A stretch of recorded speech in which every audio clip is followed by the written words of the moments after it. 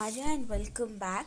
पिछले पार्ट में हम लोगों ने जो है टू चैप्टर्स नहीं, 2 पेजेस को कवर किया था।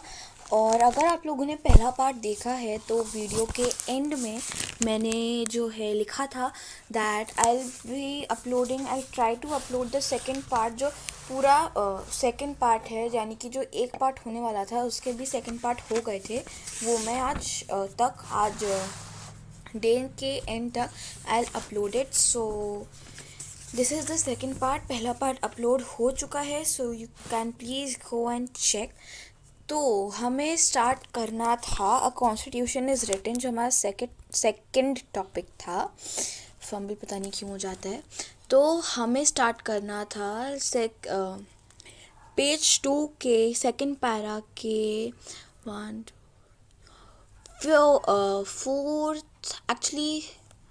फोर्थ लाइन से, फोर्थ लाइन का जो फुल स्टॉप है वहाँ से। So let's begin without any further ado. And I hope कि मैं ये पार्ट 1 का जो पार्ट 2 है, पार्ट 1 का जो सब टॉपिक है पार्ट 2, इसको मैं जल्दी से ख़त्म कर लूँ। और आई प्रॉमिस आई वोंट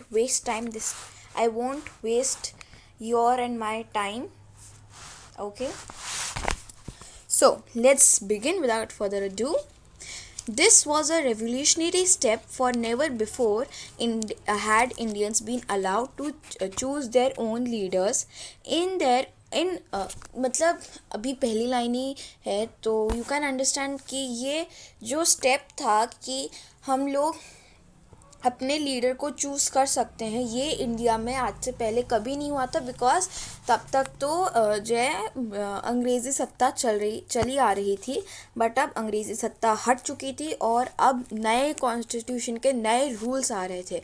तो उसमें ये जो रूल था कि हमें खुद से प्रेसिडेंट या जो भी हमारा लीडर है उसे चूज़ करना है, यानी कि फ्रेंचाइजी जो थी, यूनिवर्सल फ्रेंचाइज, ये आज तक पहले कभी नहीं हुई थी। In other countries such as United Kingdoms and the United States, this right had been granted in stages. तो जो दूसरी कंट्रीज़ हैं, for example we can say United States और ये हमारी यूके, ये जो इसके राइट्स हैं ये बहुत स्टेजेस में ग्रांट किए गए थे। जो हमारी सबसे पहली स्टेज थी वो थी कि पहले सिर्फ और सिर्फ मेंस को वोट करने का जो है मेंस ही वोट कर सकते हैं। फिर सेकंड, ये थी हमारी फर्स्ट स्टेज, ए लिख देते हैं। फिर सेकंड स्टेज हमारी थी कि जो लोग the men who were educated were also added on. तो फिर जो मेन एजुकेटेड थे उनको भी वोट करने का था। ये थी हमारी सेकंड स्टेज। फिर हमारी आई थर्ड स्टेज, जिसमें वर्किंग क्लास मैन को भी वोट करने का वो मिला राइट, वो भी बहुत स्ट्रगल के बाद। तो अगर मैं इन शॉर्ट में बोलूँ तो ये यहाँ तक पूरा का पूरा हमारा पैराग्राफ, ये जो फर्स्ट फीचर है ये पूरा इम्पॉर्टेंट हो, तो आप इसको मार्क कर सकते हैं कि जो पहले को 4 स्टेजेस थी टोटली यूके और यूएस में वोट करने की। सबसे पहली स्टेज ये थी कि first only man of property had the vote, मतलब जिन मर्दों के पास प्रॉपर्टी है वो ही वोट कर सकते हैं। फिर सेकंड स्टेज ये थी कि जो मेन एजुकेटेड हैं वो भी वोट कर सकते हैं। फिर थर्ड स्टेज थी कि जो वर्किंग क्लास मैन है वो भी वोट कर सकते हैं। और फिर फाइनली द फोर्थ स्टेज ये थी कि बहुत ही ज़्यादा स्ट्रगल के बाद अमेरिकन और ब्रिटिश वुमेन को ये जो है राइट ग्रांट किया गया वोट करने का। तो बहुत स्ट्रगल हुई On the other hand, soon after independence, India chose to grant this right to all citizens regardless gender, class और education. और दूसरे ही हाथ इंडिया को ये मौका एक बार में ही मिल गया था, बट उसके पीछे भी बहुत सारी स्ट्रगल थी. ये चांस मिल गया था कि हर कोई वोट कर सकता है, चाहे उसका कोई जेंडर हो, उसका कोई सा भी कलर हो, या उसकी कोई भी एजुकेशन डिग्री हो. फिर आते हैं कॉन्स्टिट्यूशन के सेकंड फीचर पे.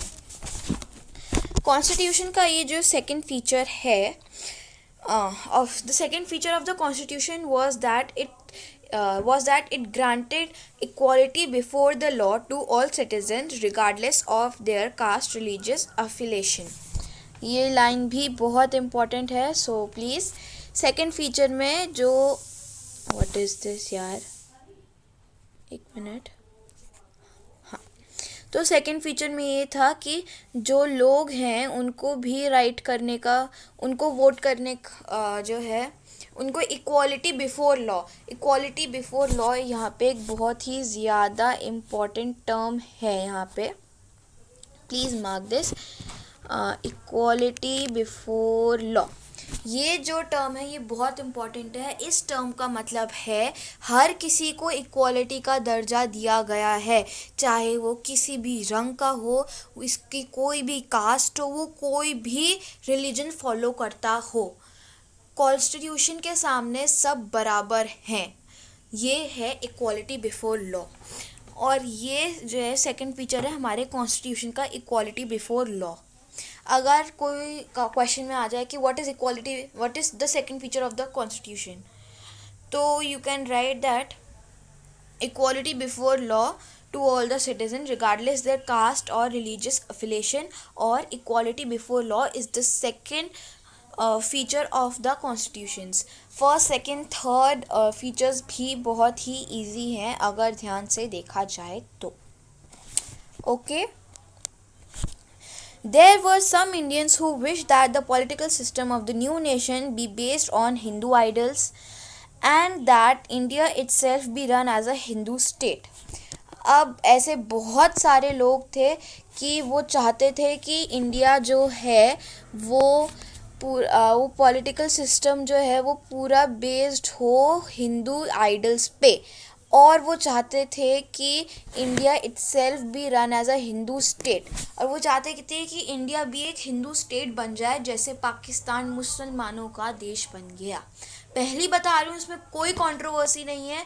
और अगर आपको कंट्रोवर्शियल लगे so I am really really sorry, but I am just explaining what is written in the book and I am not going in the controversy. और जिन लोगों को कंट्रोवर्सी का मतलब नहीं पता है उन लोगों को मैं बता दूं, कंट्रोवर्सी का मतलब है किसी का पक्ष लेना, पक्षपात करना, डिफरेंशिएट करना एज इन. ठीक है, तो ये कंट्रोवर्सी में नहीं जा रहा है. आई एम रियली वेरी सॉरी अगर आपको वो वैसा लग रहा है कंट्रोवर्सी. और हमारी बुक में भी एग्जाम्पल दे रखा है, जैसे example of Pakistan, a country expectedly protect. ठीक है, so sorry. They pointed the example of a Pakistan. As I said, it is written in the book, a country created explicitly to protect and further the interest of a particular religious community, the Muslims. यही book में लिखा है, यही मैंने आपको बताया, तो मैंने जो वही बताया जो बुक में लिखा है. However, the Indian Prime Minister Jawaharlal Nehru was of the opinion that India could not and must not become a Hindu Pakistan. तो हमारे जो प्राइम मिनिस्टर थे जवाहरलाल नेहरू, जो Indian prime minister Jawaharlal Nehru was of the opinion that India could not become a Hindu Pakistan country. उनका ये decision था कि India को हम हिंदू पाकिस्तान कंट्री नहीं बनाते हैं क्योंकि ये देश सबका, यहाँ पे बहुत सारे रिलीजन्स हैं. Beside Muslims, India also had large population of Sikhs and Christians, as I told you in the first videos, as well as many Parsis and Jains. Under the new constitution, they would have the same rights as Hindus. जैसा कि second feature है equality before law, हर cast, हर gender, हर creed, हर religion के लिए. the same opportunities when it came to seeking job in government or private sector, the same right before the law. This is also very important. चाहे आप इसको please mark करिए कि चाहे आप कहीं पे भी जाएं, आपको हमेशा जो है the same opportunity when it comes seeking job in governments और the private sector, same right before the law. Same right follow होगा बिफोर द लॉ, चाहे आप किसी भी गवर्नमेंट जॉब में करें या फिर प्राइवेट सेक्टर में करें, आपको इक्वालिटी बिफोर लॉ मिलेगा ही मिलेगा. No matter what is your colour, no matter what is your religion, no matter which caste you belong, you will get the equality before law. Now, talking about the third feature. The third feature of the Constitution was that it offered special privileges for the poorest and most disadvantaged Indians. तो हमारा जो second law है constitution का, इसको भी please mark कर लीजिए. जो थर्ड फीचर है, that constitution will offer special privilege the poorest and most disadvantaged Indians. Constitution disadvantage और पुअर लोगों को इंडिया के सपोर्ट करेगा ही करेगा. उनको स्पेशल प्रिविलेज मिली जाएगी क्योंकि उनके पास कोई भी साधन नहीं है. इतना उनके पास साधन कोई है या नहीं, बट उनके पास इतना नहीं है कि वो इतना अफोर्ड कर सकें, इसलिए कॉन्स्टिट्यूशन उनके साथ है. कॉन्स्टिट्यूशन में पुअर पीपल को भी राइट दिया गया है कि कॉन्स्टिट्यूशन उनका साथ दे, उनको स्पेशल प्रिविलेज दे, क्योंकि उनकी इतनी कैपेसिटी नहीं होती है. उनकी जो है जो लोग मोल भाव करते हैं उसकी वजह से उनका डिसएडवांटेज होता है और वो इतना पैसा नहीं कमा पाते हैं और अपने फैमिली का पेट नहीं पाल पाते हैं इस वजह से. Now the second one, the practice of untouchability described as a slur or a blot on the fair name of India. Very very important. एक मिनट, इसको मैं बॉक्स में कर देती हूँ. ये it is very very important. जो practice है अनटचेबिलिटी की, एक slur and a blot, it is a slur, described as a slur and blot on the fair name of India. ये अनटचेबिलिटी का जो हम लोग करते हैं ना, जो कुछ लोग होते हैं जिनको अनटचेबल में बिलीव करते हैं, दैट इज़ वेरी बैड, क्योंकि ये हमारे इंडिया के नेम के लिए बहुत गंदा है. ये हमारे इंडिया के नाम के लिए एक दाग है, एक धब्बा है जो हमें नहीं लगाना चाहते, बट फिर भी कुछ लोग ऐसे होते हैं जो लगा देते हैं. तो अगर वो कुछ लोग ये वीडियो भी देख रहे हैं, सो प्लीज़ ऐसा मत करिए. आप ही का नाम खराब होगा, क्योंकि आप ही के नाम से आपके देश का नाम जुड़े.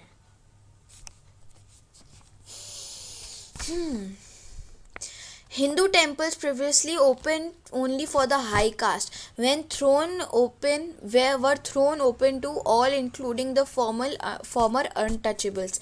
After a long debate, the Constituent Assembly also recommended that a certain percentage of seat is in legislatures as well as jobs in government has been reserved for members of the lower caste. This is very important. तो ये पूरा जो है it is very important.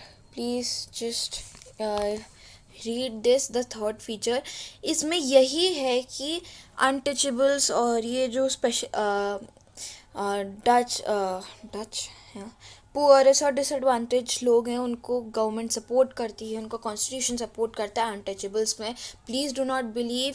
और पहले क्या होता था ना, पहले के टाइम पे इंडिया में कि जो मंदिर होते थे, हिंदू टेम्पल्स, ये सिर्फ हाई कास्ट लोगों के लिए ही ओपन रहते थे. जो अमीर हैं उन लोगों के लिए नहीं रहते थे, जो गरीब हैं उन लोगों के लिए बिल्कुल भी नहीं रहते थे. बट बहुत ही लंबी डिबेट के बाद गवर्नमेंट ने ये फैसला लिया कि ये जो मंदिर हैं ये सबके लिए हैं. ये चाहे वो कोई हिंदू हो या हिंदू अमीर हो, गरीब हो, सबके लिए मंदिर खुले रहेंगे. और जो government legislators as well as jobs in government, ये इनकी जो सीट्स हैं वो लो कास्ट मेंबर्स के लिए हमेशा रिजर्व रहेंगी, no matter what. It had been argued by some that untouchables, or as they were known as हरिजन, जो अनटचेबल्स थे वो लोग हरिजन के नाम से भी बुलाए जाते थे. प्लीज़ मार्क इट, एक minute. So please mark it. ये रहा, untouchables, or as they were known as Harijan. They were also known as Harijans. Candidates did not have good enough grades to get into the prestigious Indian administrative service, which is the IAS ka short full form, Indian Administrative Service. But as one member of the Constituent Assembly, H.J. Khandekar, constituent assembly के एक member H.J. Khandekar argued it was the upper caste who were responsible for Harijans being unfit today. Addressing his more privileged colleague, Khandekar said, we are suppressed for thousands of years. You engaged us in your service to serve your own ends, and suppressed us to such an extent that neither our minds nor our bodies nor even our hearts work. Now are we able to march forward? जो untouchables में से एक थे H.J. Khandekar, इन्होंने ये कहा कि हम लोगों को, हम अनटचेबल्स को तुम लोगों ने, हम हरिजनों को तुम लोगों ने इतने सालों तक दबा के रखा, 1000 सालों तक दबा के रखा और अपनी सेवा करवाई. अब एक ऐसा वक्त आ चुका है कि हमारा दिमाग, हमारा मन, हमारा दिल और बिल्कुल भी इतना एबल नहीं हो पा रहा है कि हम लोग आगे मार्च कर सकें. We are not able to march forward. Along with the former untouchables, the Adivasis or scheduled tribes. Adivasis और शेड्यूल्ड ट्राइब्स, ये भी आ सकता है. आदिवासीज और unscheduled tribes were also granted the reservation in seats and jobs. जो आदिवासीज और या फिर शेड्यूल्ड ट्राइब्स थे, इनको भी ग्रांट किया गया था रिजर्वेशन, सीट और जॉब्स के लिए. So sorry, I was actually drinking water. Indians too had been deprived and discriminated against. Caste के जो ये इंडियंस हैं, इनको भी डिप्राइव किया गया था, ये भी डिस्क्रिमिनेट हुए थे अनटचेबल्स के लिए. The tribal had been deprived of modern health care and education. जो ट्राइबल पीपल हैं, इनको भी डिप्राइव किया गया था क्योंकि इनके पास इतना साधन नहीं था कि वो अपने बच्चों के लिए, अपने लिए एक एजुकेशन या फिर हेल्थ केयर अफोर्ड कर सकें.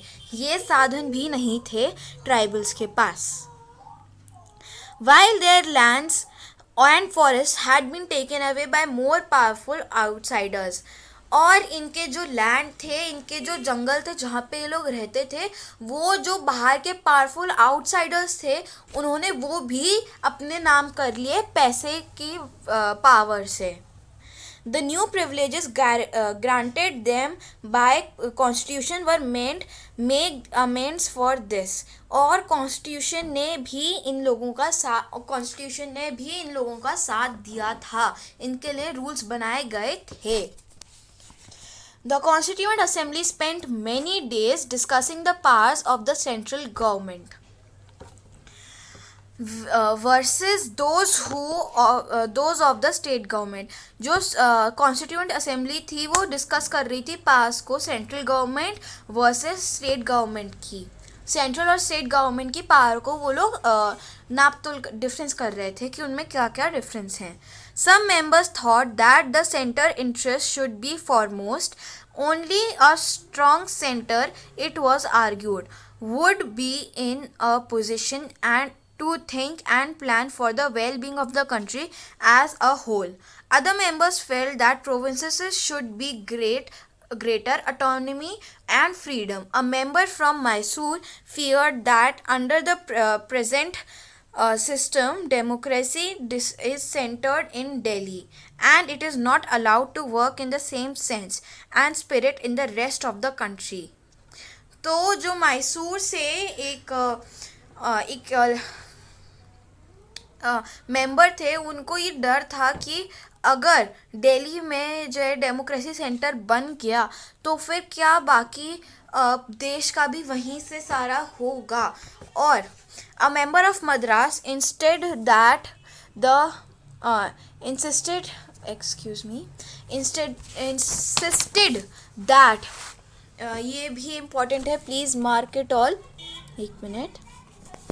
हाँ, तो जो मेंबर थे मद्रास के, उन्होंने इंसिस्ट किया कि the initial responsibility for the well being of the people of the provinces should rest with the provincial governments.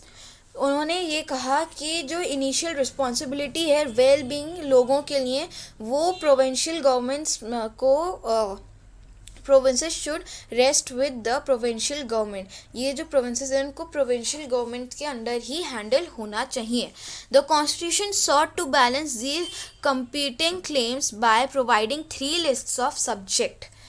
तो ये बहुत इंपॉर्टेंट पार्ट आ चुका है. कॉन्स्टिट्यूशन ने 3 लिस्ट ऑफ सब्जेक्ट्स बनाई थी. कितनी बच्चों? 3 लिस्ट. नंबर 1 लिस्ट थी यूनियन लिस्ट. नंबर 1 लिस्ट का नाम था union list with subject such as taxes, defence and foreign affairs which would be the exclusive responsibility of the centre. तो जो पहला स्टेट था वो था यूनियन स्टेट और सेंटर स्टेट. इसमें ये था कि टैक्सेस, डिफेंस और फॉरेन अफेयर्स को रिस्पॉन्सिबिलिटी दी जाएगी यूनियन लिस्ट में. जो है सेंटर को ये रिस्पॉन्सिबिलिटी दी जाएगी कि वो टैक्सेस, डिफेंसेस और फॉरेन अफेयर्स संभाले. ये था number 1 of union list. Number 2 था कहाँ गया?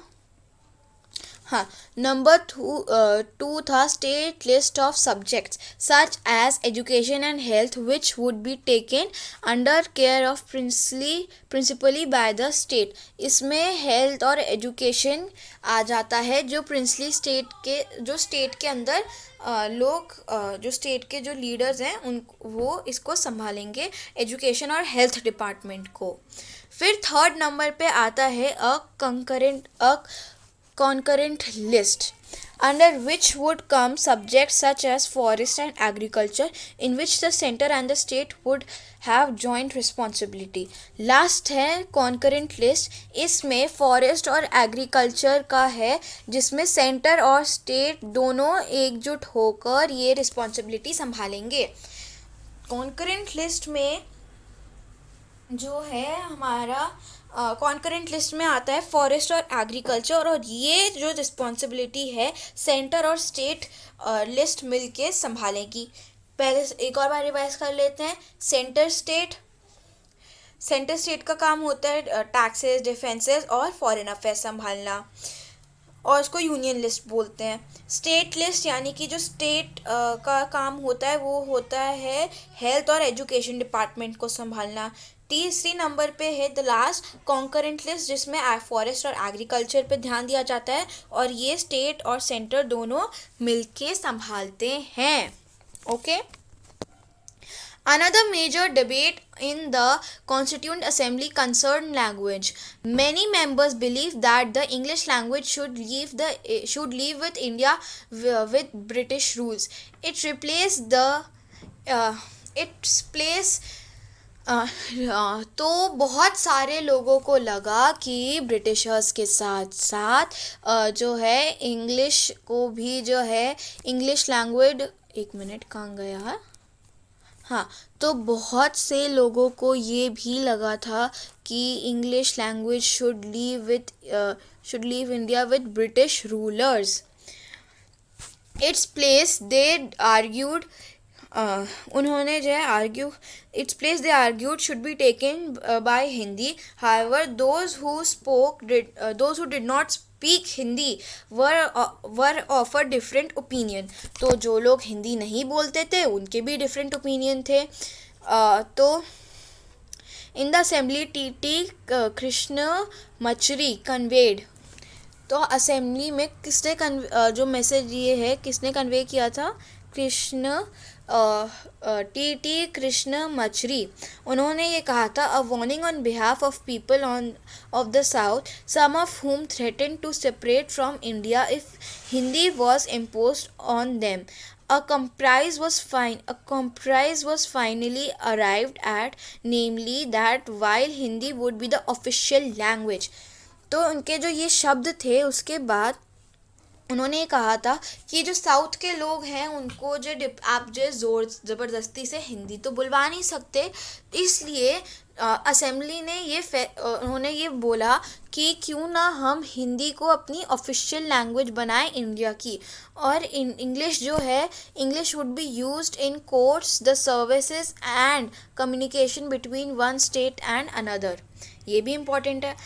तो टी कृष्ण मचरी ने बोला कि अगर आप ऐसे जो है साउथ के लोगों पे दबाव डालेंगे तो फिर उनको ये जो है थोड़ा सा वायलेंस में बदल जाता है, इसलिए क्यों ना हम हिंदी को ऑफिशियल लैंग्वेज करें और हिंदी को हम लोग ऑफिशियल लैंग्वेज बनाएं इंडिया की, बट कंपलसरी लैंग्वेज ना बनाएं। ऑफिशियली ये है और बाकी जगह लोग अपनी आम भाषा बोल सकते हैं, बिहार में बिहारी, पंजाब में पंजाबी एट्सेट्रा। और इंग्लिश को हम लोग कोर्ट्स, सर्विसेज और communication between one state and another, एक स्टेट से दूसरे स्टेट के कम्युनिकेशन में हम लोग इंग्लिश को यूज़ कर सकते हैं। Many Indians contributed to the framing of the Constitution, but perhaps the most important role was played by Dr. B.R. Ambedkar, who was chairman of the drafting committee. अब ये भी जो है क्वेश्चन आंसर्स में आ सकता है that who was doctor Ambedkar, या फिर MCQ में आ सकता है कि डॉक्टर अम्बेडकर कौन थे। तो प्लीज़ मार्क करें the doctor Ambedkar who was the chairman of the drafting committee. तो ये आ सकता है डॉक्टर B.R. अम्बेडकर किस कमेटी के चेयरमैन थे? वो ड्राफ्टिंग कमेटी के चेयरमैन थे। And under whose supervision the document was finalised, और इन्हीं के सुपरविजन में जो डॉक्यूमेंट्स हैं वो फाइनलाइज्ड हुआ करते थे। In his final speech to the constituent assembly, doctor Ambedkar pointed out the political democracy had to be accompanied by economical and social democracy. और फिर डॉक्टर अम्बेडकर ने ये पॉइंट आउट किया था कि जो पॉलिटिकल डेमोक्रेसी है इसको भी अकम्प्लिश किया जाना चाहिए by social and economic democracy. Giving the right to vote would not automatically lead to the removal of the inequality such as between rich and poor और between upper caste and lower caste. With the new constitution he said, ये बाद में पढ़ते हैं। तो doctor Ambedkar ने कहा कि सोशल और इकोनॉमिकल को डेमोक्रेसी को हमने बैलेंस करना होगा। सिर्फ एक राइट देने से वोट का इनइक्वालिटी ख़त्म नहीं हो जाएगी अमीर गरीब और अपर कास्ट लोअर कास्ट के लोगों के बीच में। With the new constitution he said, और नए कॉन्स्टिट्यूशन के he said, India was going to enter a new life of contradictions in politics we will have equally in social and economic life we will have inequality in the politics. We will be recognizing the principle of one man one vote and one value.